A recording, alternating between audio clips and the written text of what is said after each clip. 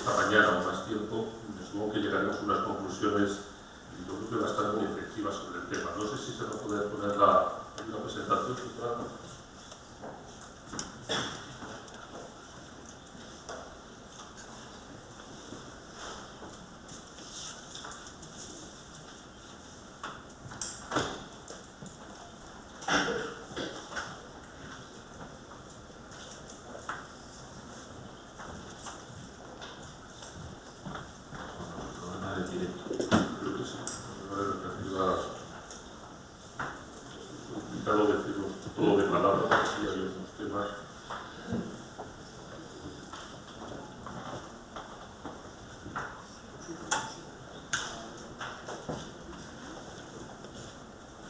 Si no es posible, sí, yo creo que sí. Bueno, vamos a intentarlo hacer de forma más improvisada. Cuando a mí me proponen esta participación, yo primero prácticamente digo que sí inmediatamente, pero con el tema del trabajo y con el tema de qué tal, que te han pedido que des el título de lo que quieres hablar, y bueno, pues lo pasa todos los días, yo cumplo mis compromisos, y la verdad es que la Fundación Efectiva pues pone un título genérico: Meteorología y Cambio Climático. Yo cuando ya prácticamente está todo el tema avanzado y me pongo a pensar en el título, pues caigo que es un excelente título. ¿Qué es un excelente título? Porque a la larga, de lo que yo quería hablar es algo que a lo mejor no nos hemos dado cuenta. Miren, habitualmente cuando llegas a la Agencia Estatal de Meteorología, tiene un plantel de personal, de profesionales de primera talla. Lo primero que te cuentan es un poco que empieces a diferenciar lo que es meteorología de lo que es climatología. Eso son dos cosas distintas. Normalmente el común de los mortales, pues mezclamos. Habitualmente te dicen, se pone un símil que es muy sencillo: mira, la meteorología son las fotografías. Y la climatología es que cuando se monta bien por expertos, te sale una película. Y tú ves el guión de lo que está pasando.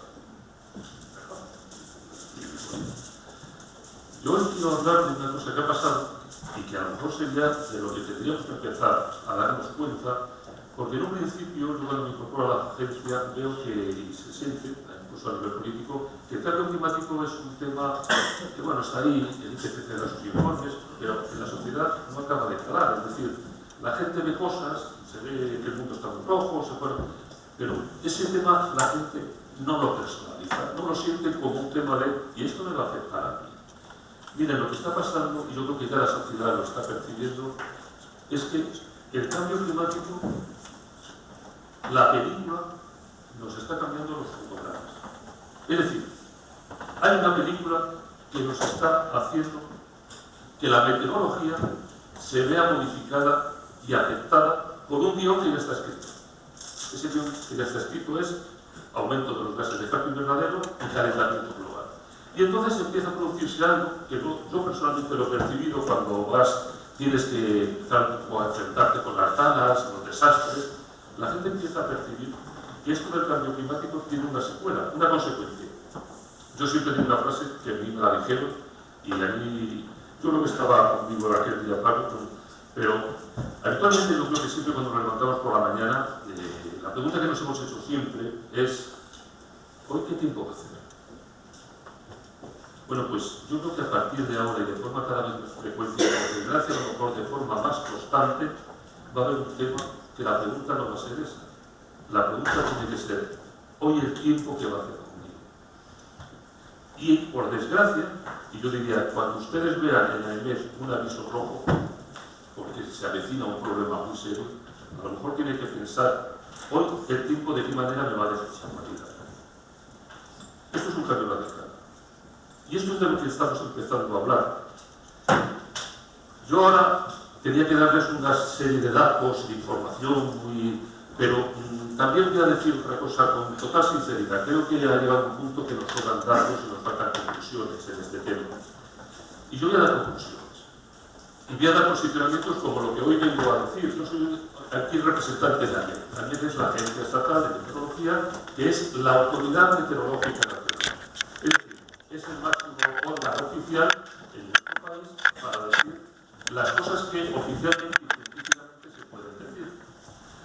Esto me coloca en un papel complicado, porque yo sé que muchas veces se piensa en grandes titulares y a nosotros siempre nos colocan el titular. La EMED ha dicho que se va a inundar todo. La EMED ha dicho... Miren, la EMED es una institución que tiene 125 años. Muy seria, que trabaja despacio, alguno dijo que éramos un paquidermo, un elefante enorme, pero que tiene que tener mucho cuidado con lo que dice, con lo que afirma. Entonces, hoy, yo solamente les voy a decir que hay ya dos evidencias totalmente contrastadas, verificadas, aceptadas, de cómo esa película del cambio climático está afectando a nivel meteorológico. Primera, que se ha dicho aquí, muy grave y muy seria.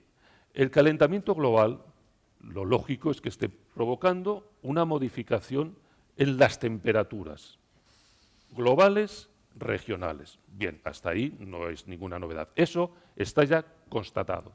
Es una pena el gráfico porque la primera conclusión que se ve y que lo he adelantado ya en la presentación es, miren, lo que está pasando no solamente es que cada vez nos vamos calentando un poquito más, es que cuando se ven las gráficas se ve que en los 10 últimos años esto empieza a acelerarse. Con lo cual empiezan a aparecer una serie de fenómenos que han salido aquí y a nosotros nos dio mucho problema porque voy a decir también un elemento muy importante. Cuando se habla de olas de calor, por esta posición que tiene AEMET como servicio meteorológico oficial, no piensen que una ola de calor es un tema subjetivo. Uy, qué calor hace. Ha hecho durante 2 días mucho calor. No, no. Una ola de calor ya está muy bien definida. Una ola de calor tiene que cumplir una serie de requisitos técnicos muy tasados. Con lo cual, cuando AEMET dice hay una ola de calor, tienen que tener claro que ahí hay todo un estudio hecho a base de estaciones meteorológicas, a base de personas que han integrado, y lo que te vienen a decir es que al menos ya llevas más de 3 días superando el 95% de las temperaturas máximas en por encima 10% de las estaciones meteorológicas de una región. Con lo cual, cuando se diga ola de calor, no es una apreciación subjetiva de qué calor tengo, es que ahí ya hay algo científicamente acreditado. Bueno, pues las olas de calor, lo que sí va a ser evidente, y eso está ya totalmente verificado, es, punto 1, van a ser más frecuentes, punto 2, van a ser más extensas geográficamente, punto 3, van a ser más extensas temporalmente. Una ola de calor, y aquí yo quisiera, claro, este tema de los desastres y catástrofes siempre lo vemos con temas muy impactantes, es un golpe, una inundación. La ola es, en algunos casos en Francia se la llama un poco el asesino silencioso, es decir, mata, pero la gente no lo percibe, porque mata a largo plazo, es decir, la gente ingresa en un hospital y te muere a lo mejor a los 10 días, y las primeras estadísticas que se hicieron en Francia no lo recogían. Cuidado con este aumento de las temperaturas y cuidado con esta catástrofe que se llama olas de calor, porque ya está provocando muchas muertes y es selectiva, como pasa en muchos temas en meteorología. Mata a un tipo determinado de personas. Mata a los extremos de edad, personas mayores o personas recién nacidas muy jóvenes, mata a los enfermos crónicos, mata a los irresponsables también, que se les sigue viendo a las 3:30 de la tarde haciendo footing con temperaturas de 42 grados, y por desgracia, y es curioso, y este dato nos lo levantó una persona que lo estudió, tiene una incidencia horrible en todas aquellas personas que están sujetas, y ahí viene mi antigua especialidad, a tratamientos con psicofármacos. Hay un tema relacionado con el hipotálamo, una serie de... Entonces, solamente doy un dato. En Francia, en la ola de calor más intensa que han tenido, después de hacer una verificación de todo lo que pasó, murieron 15.000 personas. La ola de calor tiene una serie de secuelas que se presentan de diferentes maneras. No sé, bueno, yo creo que sí podemos seguir para pasar. Muchísimas gracias.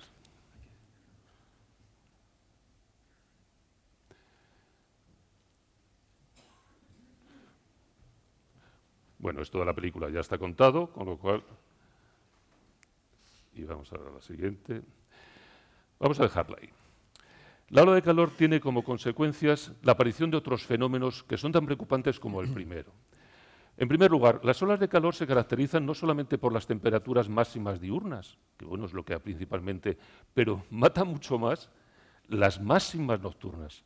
Es decir, que cuando vayamos a acostarnos nos encontremos con temperaturas que no bajan de 20 grados o que no bajan de 25, Eso para nuestra situación de regulación homeostática de nuestro cuerpo, es decir, nosotros podemos tener unos golpes de calor siempre y cuando nos dejen que nos vayamos acomodando. La noche es ese elemento donde podemos entrar en una recuperación. Pero si la noche sigue siendo especialmente desagradable en cuanto a calor, se empieza a producir un efecto acumulativo. Ahí es donde silenciosamente se empiezan a producir los problemas.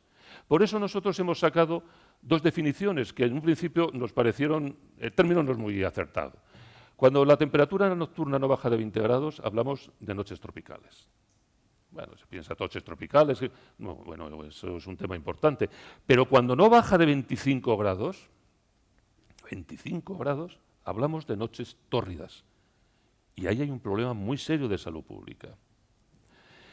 Voy a hacer otro tema también que saldrá después y me ha gustado mucho una apreciación que se ha hecho. Este tema de modificación de las temperaturas que está viviéndose en toda España, pero evidentemente tiene una franja a lo mejor más característica en la parte, vamos a decir, mitad sur, está provocando algo que también hay expertos estupendos de Carlos III y que modifica totalmente las líneas de parasitosis, las enfermedades emergentes y la aparición de cosas que hasta este momento eran totalmente anecdóticas. Si ustedes hoy van a hablar en Valencia o en Murcia del mosquito tigre, hace 10 años dirían, ¿y eso qué es? Hoy es una, no voy a decir pandemia todavía, pero hoy es un problema de salud pública muy serio. Porque paralelamente a esto han aparecido parasitosis que no existían. Esto va a ser un tema de una cadena de cambio climático, meteorología, alteración meteorológica, alteración de condiciones medioambientales, alteración de salud pública.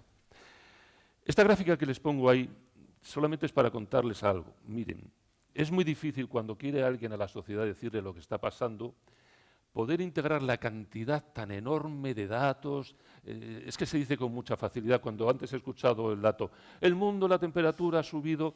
Ustedes saben el trabajo que lleva detrás, porque el trabajo parte de estaciones meteorológicas que toman el dato, que se dan agregadas por zonas geográficamente determinadas, que se calculan los valores medios, que se comparan con series históricas. Claro, eso para decirle a una persona, mira esta hoja de cálculo de 200.000 celdas.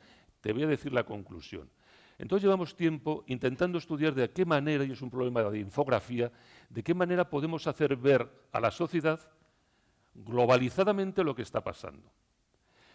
Y apareció, estos son de esas cosas que la verdad que la ciencia tiene estas cosas bonitas. Este tema ya estaba hecho, lo había hecho una persona, Hawking, bueno, él se dedicaba a hacer un científico tal, y tenía unos estudios hechos de climatología con unos diagramas de barra que se llamaban, estaban ahí. Hoy esto es una joya, porque miren lo que tienen ahí. Ahí tienen la evolución de las temperaturas máximas y mínimas de España desde 1971 a 2018, de forma que lo que nos dice arriba es que según el color nos estamos desviando de los valores normales. Los valores normales son habitualmente o los valores de una serie histórica amplia o un valor medio. Bueno, pues no hace falta tener mucha ciencia para ver que ahí nuestro espectro está cambiando. Es decir, estamos pasando de zonas azuladas en los años 70 a zonas rojizas intensas, tanto en las máximas nocturnas, en las máximas diurnas o en las medias. Esto es lo que va a haber que empezar a buscar para que la sociedad se conciencie de ese cambio de climatología a meteorología. Fíjense, y es otra gráfica que a mí me gusta y que aquí siempre cuando se pone, esto pasa muchas veces y claro, cuando a lo mejor tú esto lo enseñas y lo dices a una persona, mira lo que está pasando. Y digo, sí, yo veo muchos picos, para arriba, para abajo, para arriba, para abajo. Bueno, en meteorología, en climatología, en ciencia se tiene que estudiar con líneas de regresión, líneas donde yo extrapolo, intento saber la tendencia. La tendencia es la que tienen en puntos. Habrá años más cálidos, habrá años más bajos, habrá años más altos, pero la tendencia es la que te va diciendo qué es lo que va pasando. Y lo que va pasando, miren lo que va pasando ahí. Si partimos de un origen cero, no es que hubiera evidentemente cero, pero lo hemos enrasado ahí, desde el año 1984 al año 2018, fíjense la evolución que se está produciendo en el número de noches tórridas que estamos sufriendo. Tórridas, tórridas. más de 25 grados. Si vamos ya a los temas del número de días que superan el umbral de temperaturas de ola de calor por año, se vuelve a repetir la tendencia. Y si ahora vamos a verlo de forma gráfica en un mapa de qué regiones están siendo afectadas para que cada uno pueda saber en su futuro por dónde puede venir, pues vemos lo que se empieza a producir. Que ha salido ya antes, y hay un término que a mí no me gusta, pero que se va a hacer muy popular, España, a nivel meteorológico y climatológico, se va a africanizar. Es decir, nosotros cada vez nos vamos a parecer más a lo que pasa en el norte de África, y eso lo va a sufrir principalmente nuestro sur de España. Aquí habría otro mapa que también ha salido. Si este se compara con la evolución de las modalidades climáticas y se ve la evolución de la situación de zonas semiáridas, es horroroso la situación. Viene la segunda gran asignatura pendiente. Yo siento también aquí, a lo mejor, decir cosas que a lo mejor a mí me gustaría, a mí me tienen que parar muchas veces porque a lo mejor diría cosas que la gente, meteorólogos y climatólogos, dicen, no, despacio, presidente, eso todavía no se puede decir. Todavía no hay evidencias claras de que la evolución de nuestros regímenes de precipitaciones se haya modificado. No se puede decir que en España llueva menos o más que antes. Todavía no se puede decir. Científicamente, todo el mundo podemos tener una opinión y una sensación, pero científicamente los datos, primero porque los datos todavía son escasos, es decir, para tener estos estudios de una forma clara tienen que ser más amplios. Y segundo, porque, luego lo hablaremos, hay una metodología muy sofisticada que se llama de atribución, pero lo que sí hemos hecho, y esto ha sido un tema de discusión, y cuando la tenemos guardada porque a algunos gusta y a otros no gusta, este es un tema. Miren, hay una frase que también la van a escuchar muchas veces y recuérdenla. En España no sabemos si a lo mejor va a llover menos o más. Pensamos que va a llover menos, pero lo que sí tenemos claro es que va a llover como muy mala idea. Es decir, el problema de los acumulados es que en un año tú sumas y dices 500 litros. Ha llovido luego, lo mismo que el año no ha cambiado. Bueno, sí, pero es que si te han caído 500 litros en 2 veces de 250, tienes un problema serio. Antes a lo mejor llovía 40. Ese es el problema. Es decir, por eso digo que hay una cuestión metodológica.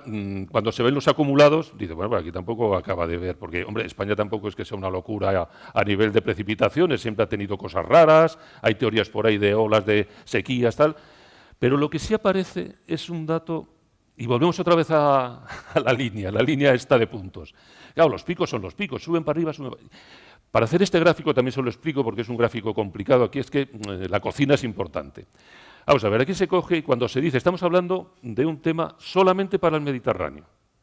Y se dice, yo voy a coger cada una de las provincias de todo el litoral mediterráneo y cogiendo las Islas Baleares, voy a sumar y voy a buscar en cada provincia al año el dato donde se ha producido la mayor precipitación acumulada en 24 horas. En una será 60, en otra será 80, en otra será 200. Bueno, tengo su valor anual.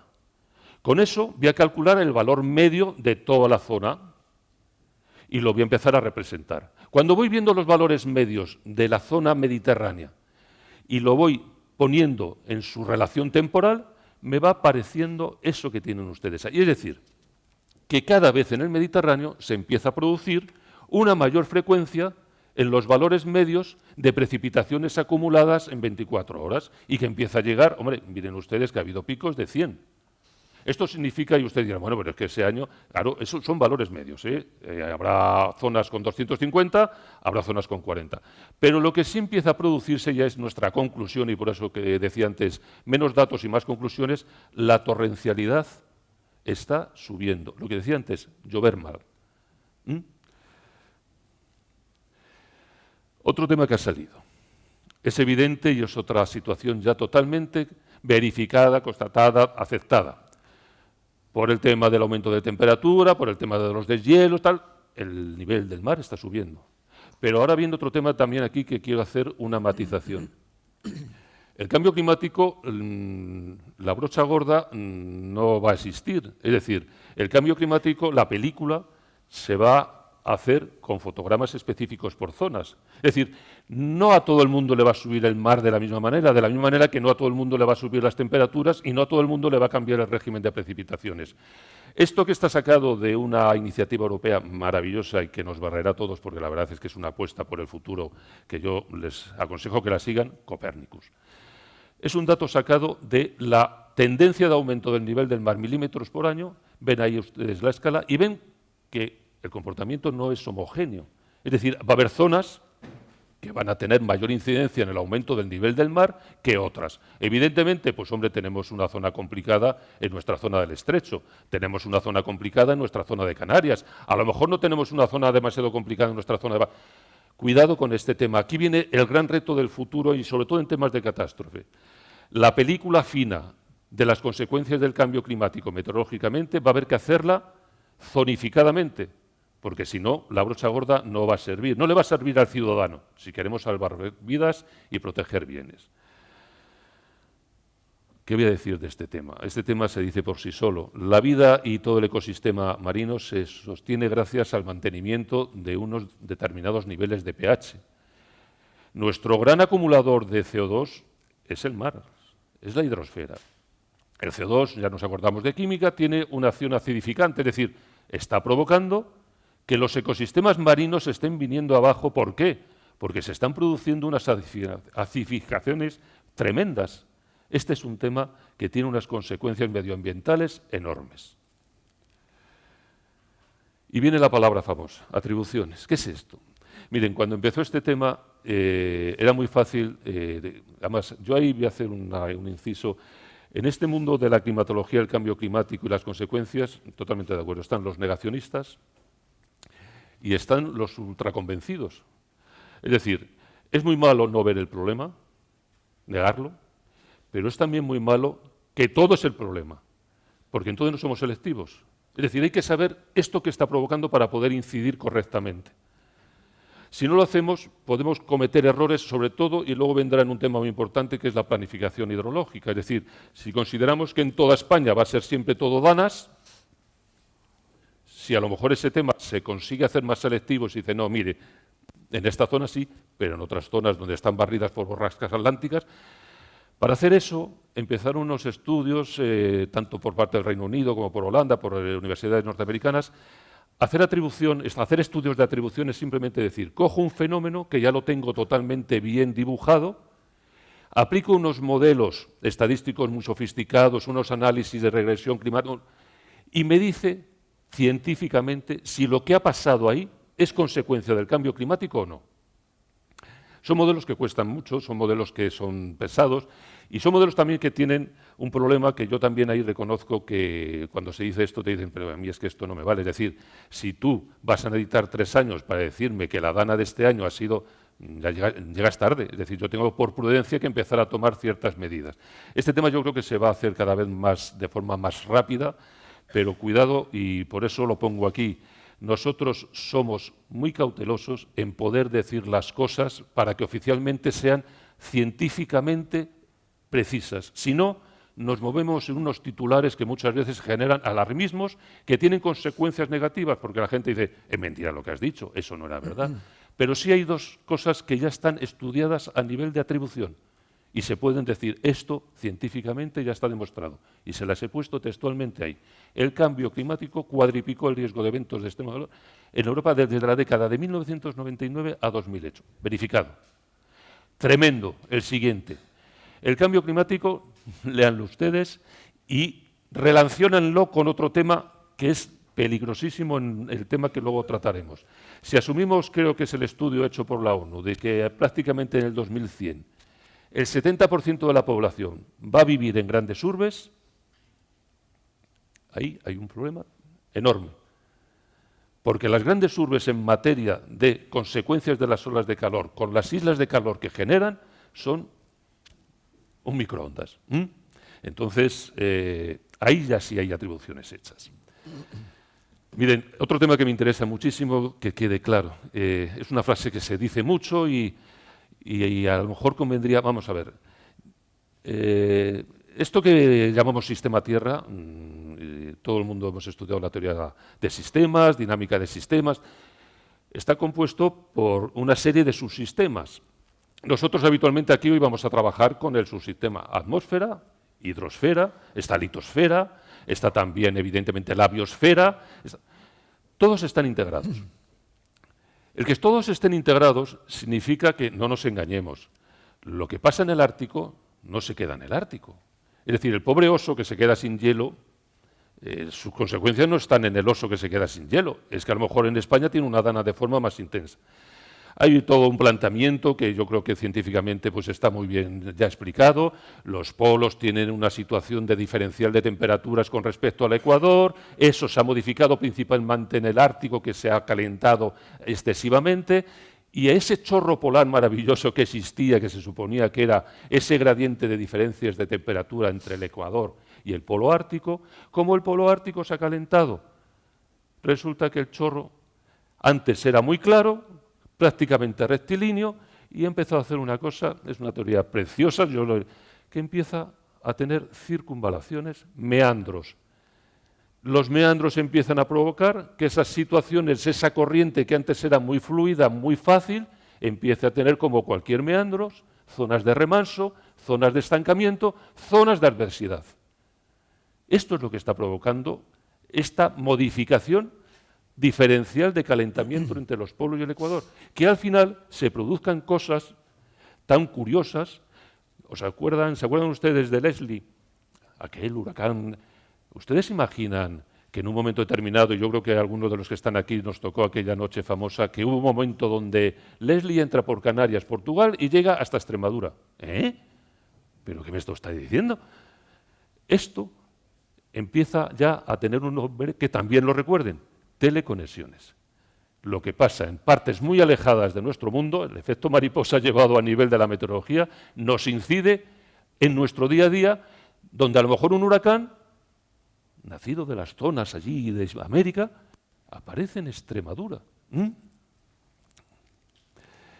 Ha salido también otro tema de la situación de los escenarios y la situación de lo que va a pasar y si España está preparada para eso. Mire, España sí está trabajando, Yamet.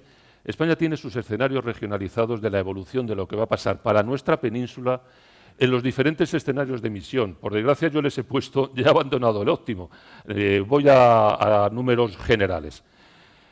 Tenemos el escenario de emisión 4,5, que era una emisión rondando las 500 partes por millón.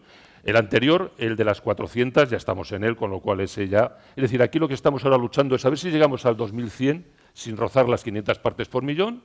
Estaría el siguiente, que es el escenario 6.0, que estaríamos hablando de esa situación de 600 partes por... Y el último, el 8,5, son las 900 partes por millón. Bueno, pues para asustarles no hace falta que vayamos al más pésimo. En el mejor de ellos, en el de 4,5, que como no hagamos nada y como algunos países sigan saliéndose de los acuerdos de París, tendremos un problema. Miren la situación simplemente en los cambios de temperatura. Cuidado que son valores medios, es decir, alguno podría decir, bueno, aquí no pasa nada. Es decir, vale, pues en el peor de los casos, la temperatura puede que suba a 4,5. 4,5 valores medios significa que en algunos sitios puede que haya 20 grados más de los que suele tener y que a lo mejor, como se hace de broma, Cantabria sea la nueva zona tropical de España. Si lo hacemos ahora con precipitaciones,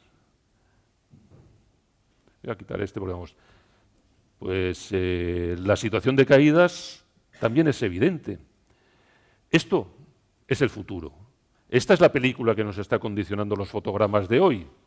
Hombre, vamos a intentar que esto no se produzca, que es lo que estamos todo el mundo peleando y al menos, desde luego, nuestra ministra y desde el ministerio nuestro, que es para la transición ecológica, es decir, para que esto no se dé, habrá que poner medidas para que esto no se llegue a dar.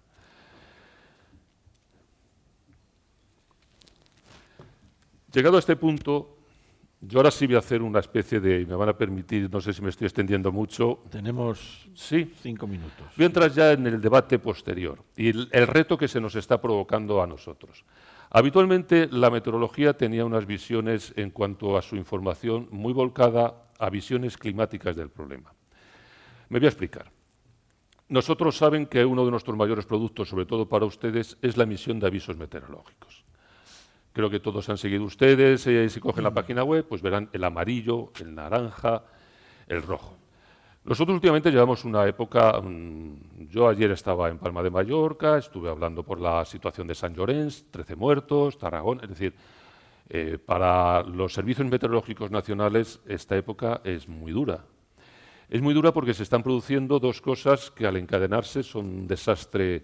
Primero, todos los modelos de predicción numérica, todo lo que eran los grandes estudios hechos, toda la gran revolución que fue la meteorología, que saltó de esa visión un poco más cualitativa a esa más científica y cuantitativa, estaba hecha para unos comportamientos de la atmósfera que, aunque la atmósfera siempre se dice que es caótica y que no le gusta que nadie sepa nada de ella, a pesar de eso, los modelos estaban acertando y empezábamos a hacer predicciones de lo que pasaba a 5, 7, 10 días.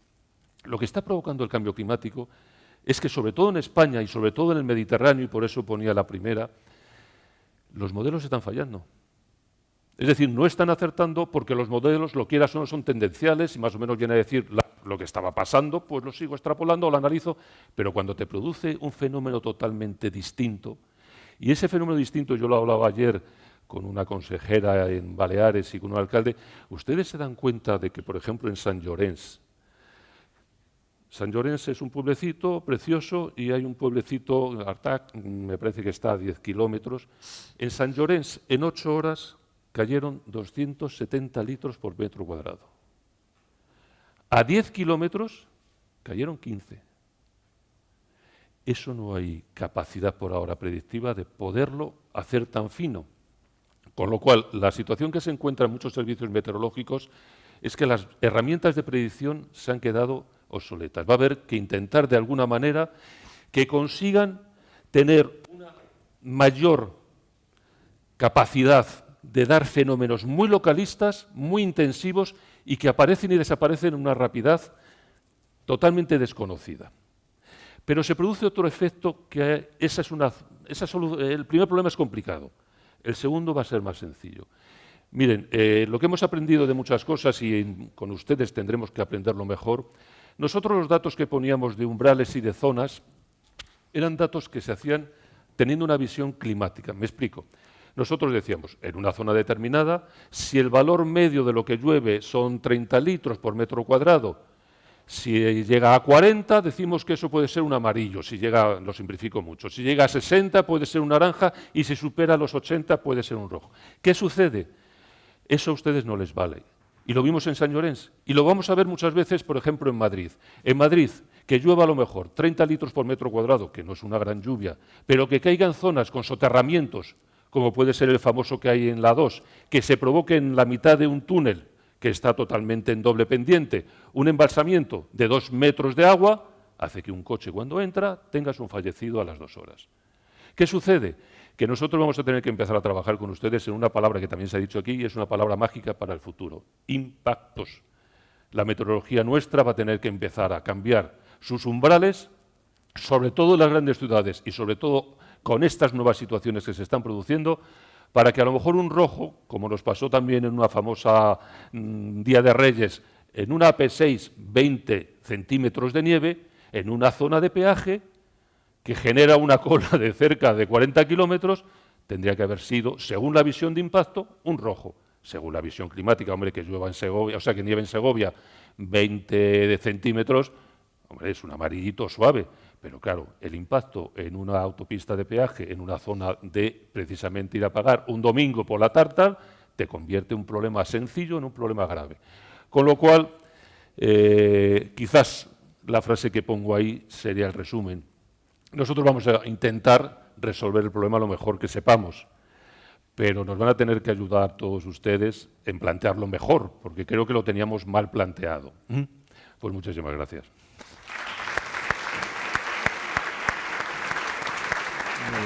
Gracias. Gracias. No sé si me he ido de tiempo o no. Pues nada, muchísimas gracias al presidente de la Agencia Estatal de Meteorología y el ponente que nos va a acompañar a continuación es don Luis Miguel Barranco Sanz, consejero técnico en el Centro de Estudios Hidrográficos de CEDEX. Nos va a hablar del ciclo hidrológico y el cambio climático. Muchas patadas Es licenciado en Geología y doctor en Ciencias Geológicas por la Universidad Complutense de Madrid y también ha estado como profesor